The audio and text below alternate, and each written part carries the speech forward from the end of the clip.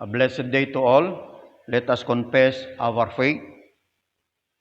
I believe in God, the Father Almighty, maker of heaven and earth, and in Jesus Christ, His only Son, our Lord, who was conceived by the Holy Spirit, born of the Virgin Mary, suffered under Pontius Pilate, was crucified, dead, and buried. He descended into hell. The third day he rose again from the dead. He ascended into heaven and seated on the right hand of God, the Father Almighty. From thence he shall come to judge the quick and the dead. I believe in the Holy Spirit, the holy universal church, the communion of saints, the forgiveness of sins, the resurrection of the body, and the life everlasting. Amen. And now we will proceed on our hymnal number 252, What Can Wash Away My Sin?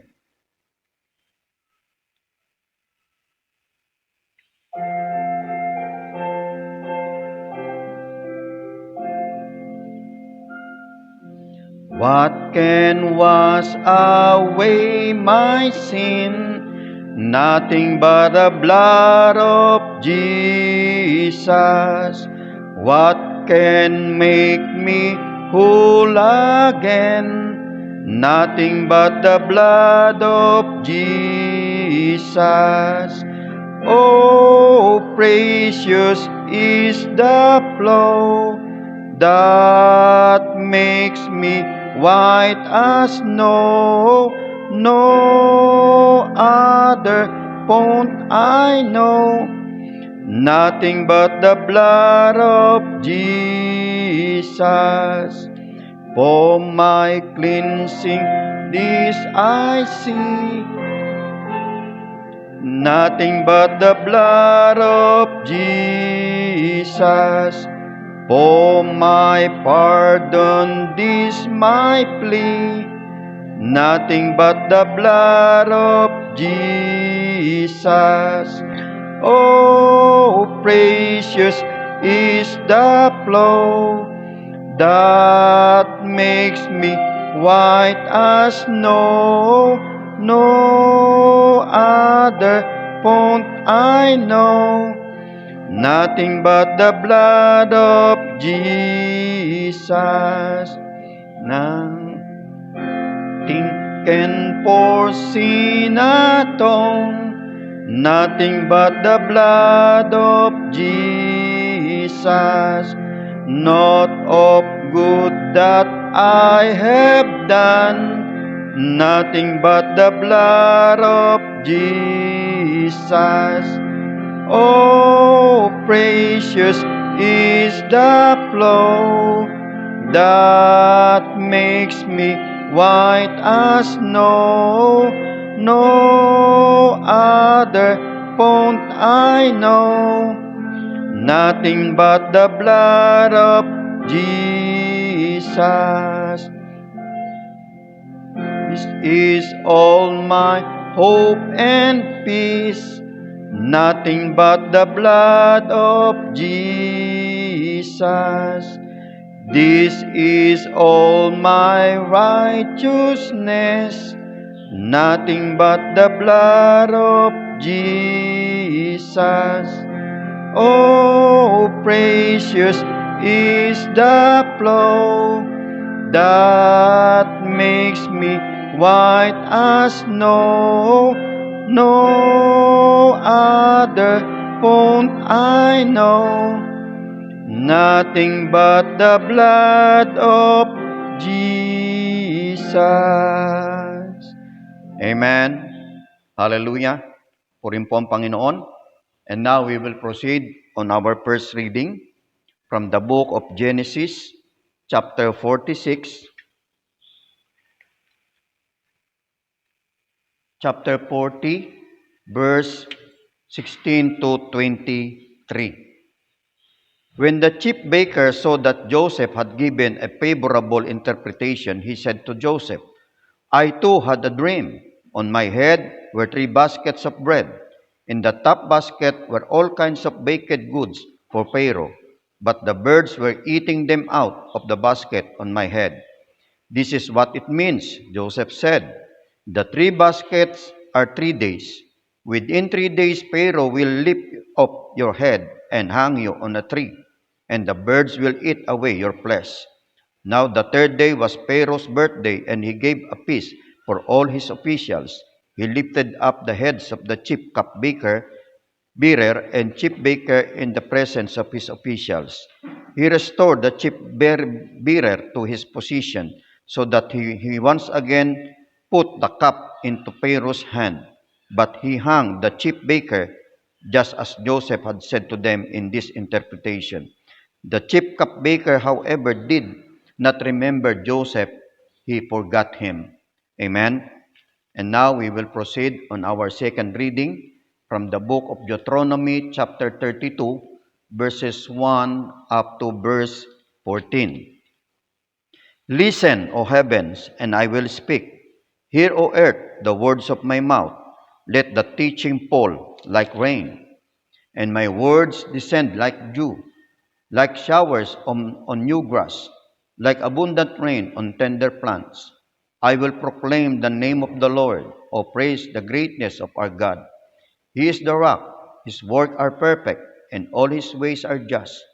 A faithful God who does not go wrong, upright and just is he. They have acted corruptly toward him.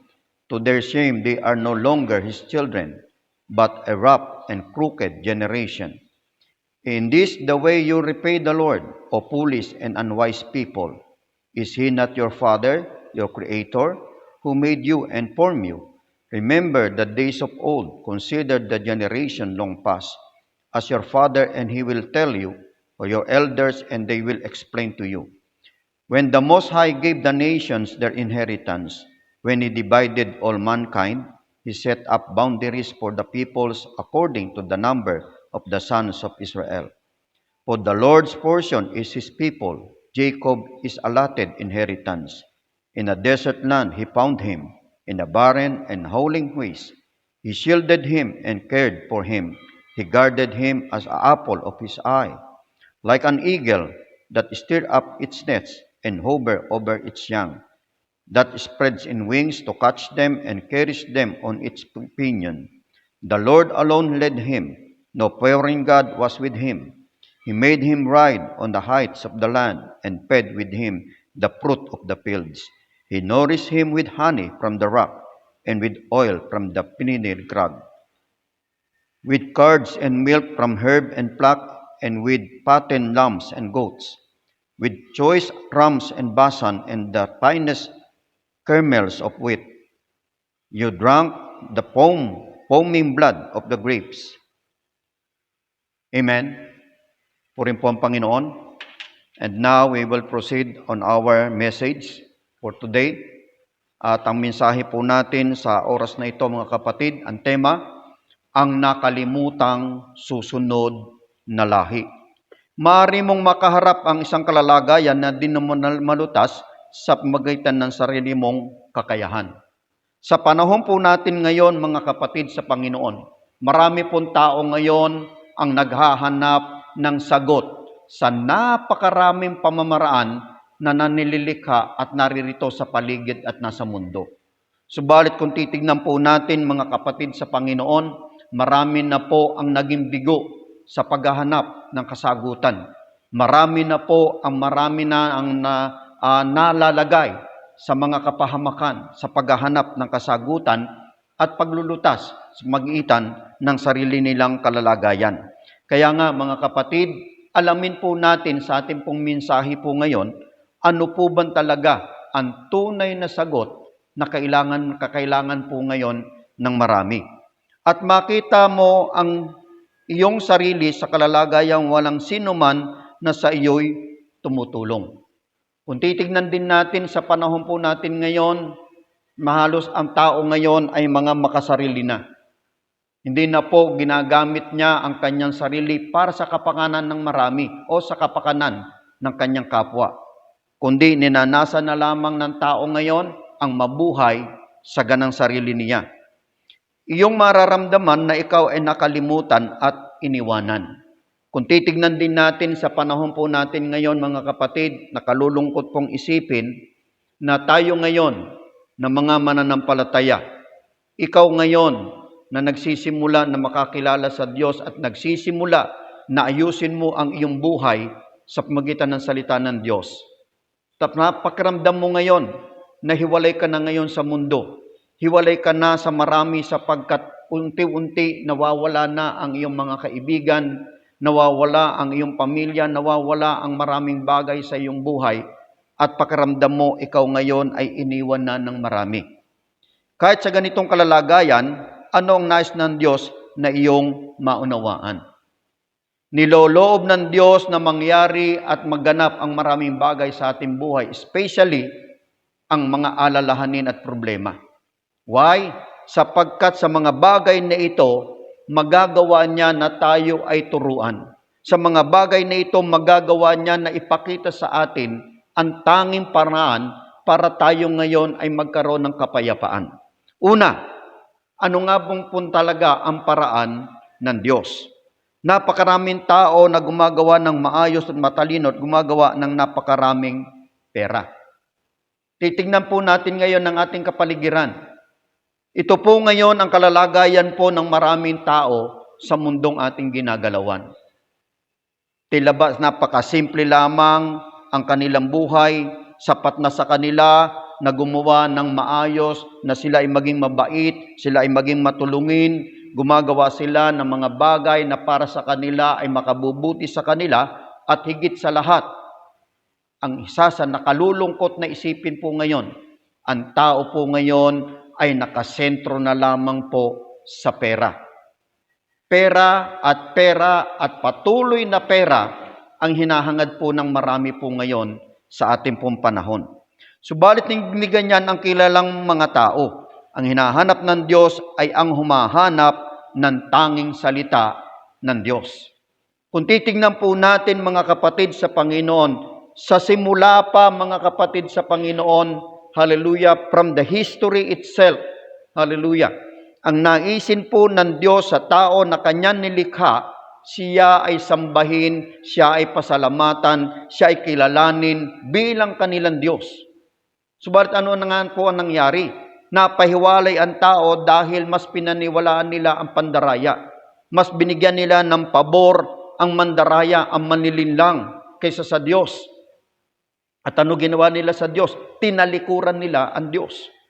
Kaya nga napahiwalay ang tao. Subalit ang pagkahiwalay ng tao sa Diyos, agad-agad gumawa ang Diyos ng kanyang kaparaanan. Ibinigay niya ang tanging sagot. Ano yung tanging sagot? Hallelujah, ang binhi ng babae. At sino yung binhi ng babae? Si Jesus na siyang tanging Kristo. Kaya nga, kung titignan po natin mga kapatid sa Panginoon, ang kailangan ng tao, ang kailangan at hinahanap ng Diyos ay ang mga tao na masusumpungan ang tanging sagot, ang salita ng Diyos. At sino yung salita ng Diyos? Ang Jesus na siya naging Kristo, ang kanyang bugtong na anak na nagkatawan tao, na mo'y sa gitna po natin, ipinako sa krus, namatay, nanaog sa impyerno, nabuhay namang muli, at ngayon ay nakaluklok sa kanan ng Diyos ang mga makapangyarihan sa lahat, at nangako na tayo ay muli niyang babalikan at ipagsasama sa kanyang kaharian. Ito po ang dapat po masumpungan po ng marami. Ito po ang salita po ng Diyos. Ito po yung rightful gospel na kailangan po ngayon ng mundo. At sa pamagitan nila, gumagawa ang Diyos na di magagawa ni numan at sila'y sinasamahan sa lugar na walang sino mang pumupunta. Kaya nga, mga kapatid sa Panginoon, ikaw at ako na ngayon ay nakakilala, nakaunawa ng tanging salita ng Diyos, anong kailangan po natin ngayong gawin? Ang sumunod sa panawagan ng Diyos na tayo ngayon ay humayo. Be a witness. Hallelujah. Be ang ambassador of Christ. Malaman natin at maibahagi natin sa marami, hallelujah, ang ating pong Panginoon na si Jesus, na siyang tanging Kristo, na siyang bugtong na anak ng Diyos na buhay, na siyang tanging daan patungo sa buhay na walang hanggan. Nais ng Diyos na ang buong mundo ay makarinig ng salita ng Diyos at tumanggap ng buhay.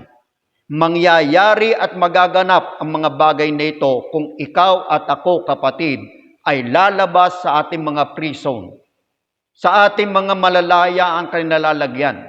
Doon sa bahay, sa ating pong trabaho, mga kapatid, magagawa po natin na ipangaral ang mabuting balita na tanging si Jesus lamang ang tanging sagot sa pangangailangan ng mundo pong ito. Tanging siya lamang, wala na pong iba. Maliban kay Jesus, wala na pong ibang sagot na maibibigay po natin na siyang lulutas at siyang gagawa ng kaparaanan sa mga pangangailangan po ng tao. At ito ang higit sa lahat na pinakananais ng Diyos sa iyong buhay, sa aking buhay, sa ating buhay.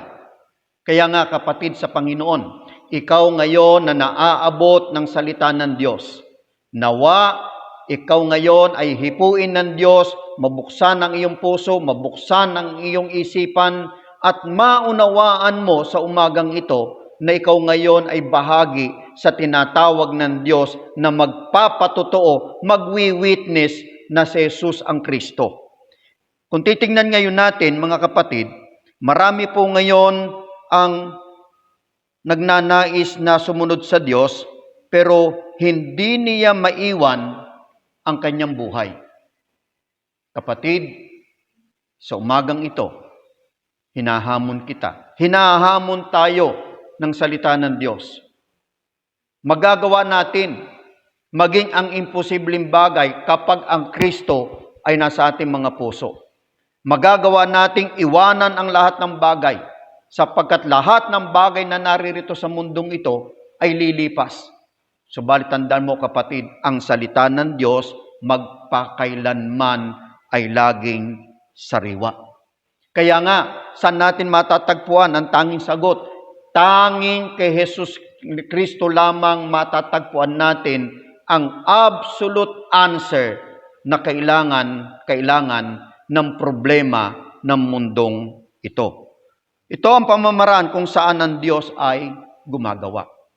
Kung hindi po tayo kikilos, kung hindi po tayo magpapangamit sa Diyos, paanong magagawa ng Diyos ang kanyang naisin?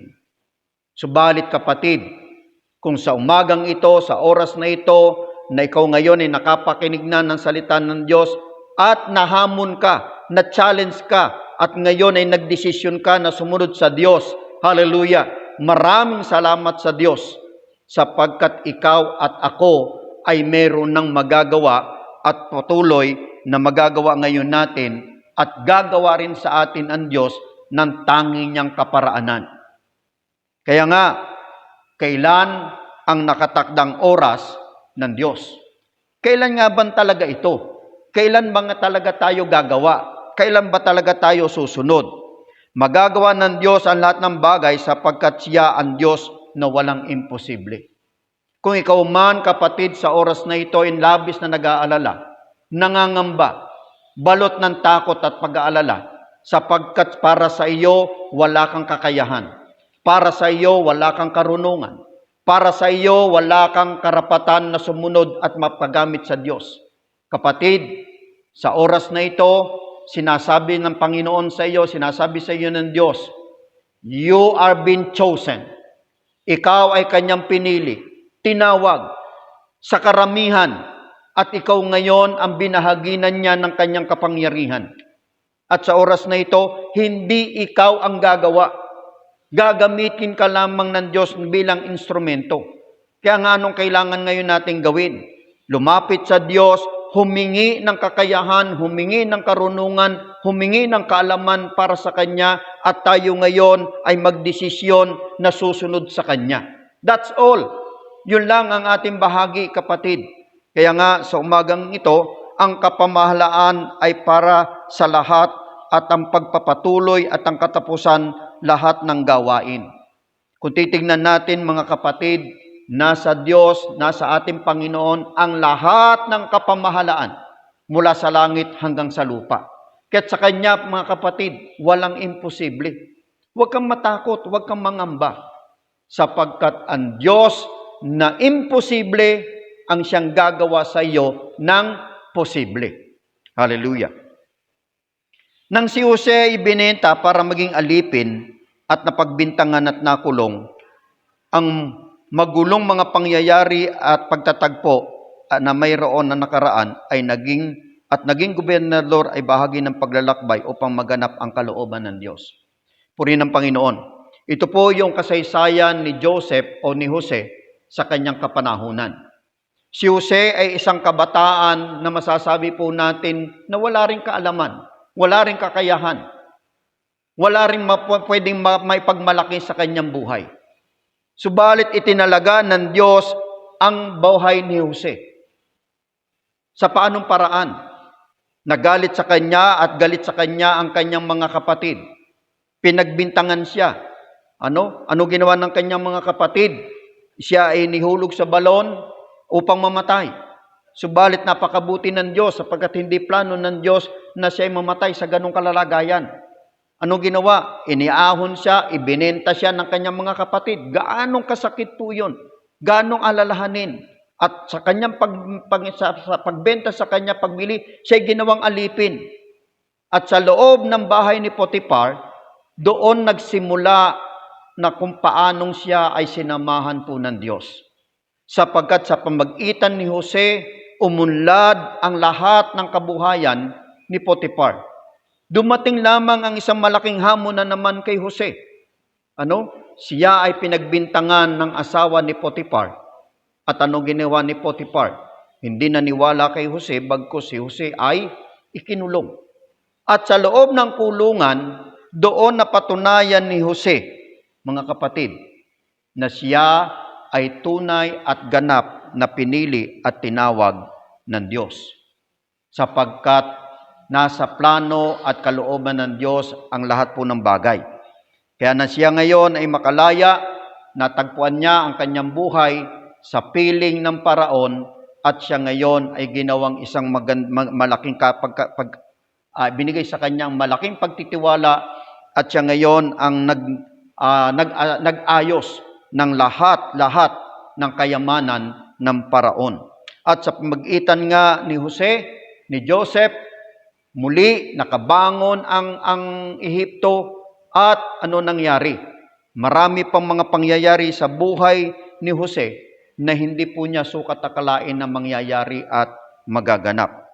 Kahit dumating ang sagot ng daglian, higit na sagot ay darating. O di kaya'y di mo inaasahang sagot, ating alalahanin na ang lahat ng bagay ay nakapaloob sa panahon ng Diyos. Ito nga po yung sinasabi ko nga po, mga kapatid. May mga bagay sa ating buhay, mga kapatid, especially yung po mga tinatawag po nating mga problema, alalahanin, aksidente sa ating mga buhay. Tandaan po natin, mga kapatid, tayo ngayon na kanyang mga anak ay mahal ng Diyos. At hindi hahayaan ng Diyos na ang kanyang mga anak ay mapahamak. Kaya nga, mga kapatid, anumang bagay, anumang pangyayari, anumang kaganapan na nangyayari at nagaganap sa ating mga buhay ngayon, iyan ay inallowed ng Diyos with a good purpose. Mayroong napakabuting dahilan ang Diyos. Kapatid, kaya nga sa umagang ito, kailangan na magawa po natin na mabigyang kapurihan ng Diyos na siyang nagbigay ng salita. Maibigay po lagi natin sa Kanya ang mga papurit pasasalamat. In spite na marami po tayong problema, marami po tayong alalahanin, nasa gitna po tayo ng mga challenge, nasa gitna po tayo ng banig ng karamdaman. Hallelujah! Let us give worship to God. Pasalamatan po natin siya sapagkat alam natin at meron po tayong pananampalataya na sa gitna ng mga alalahanin at problemang ito, kasama po natin ang Diyos. At ang Diyos na makapangyarihan sa lahat ay meron pong ginagawa. Kaya nga, mga kapatid, humingi sa iyong ama at ito'y ipapakita sa atin. Ano po ba yung pangako sa atin ng salita ng Diyos? Humingi at tayo ay bibigyan. Humanap at tayo ay makasusumpong. Kapatid, sa umagang ito, magpakilala. Pagkilala na natin kayang isagawa sa paraan natin. Kailangan magamit natin pamamaraan ng Diyos ang salita at pangako niya. Wasakin na po natin mga kapatid ang old frame sa ating mga buhay. Yung lumang buhay natin na tayo umaasa at nagtitiwala sa ating sarili't kakayahan. Tandaan natin mga kapatid, ano sinasabi ng salita ng Diyos? Wala tayong magagawa sa ganang ating sarili. Hindi po natin pwedeng asahan at pagkatiwalaan kung ano yung meron tayo ngayon. Meron tayong kayamanan, meron tayong talino, meron tayong lahat ng kakayahan. Kapatid, ang buhay mo ay hindi mo hawak bukas. Hindi mo may pagmamalaki ang lahat ng bagay na nasa sa iyo ngayon pag ikaw ay nasa loob na ng kabaong.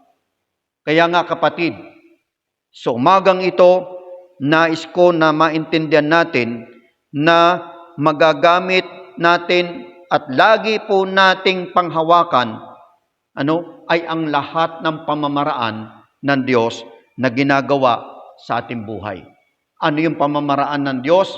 Sa pamamagitan ng kanyang mga salita at sa pamamagitan ng kanyang mga pangako.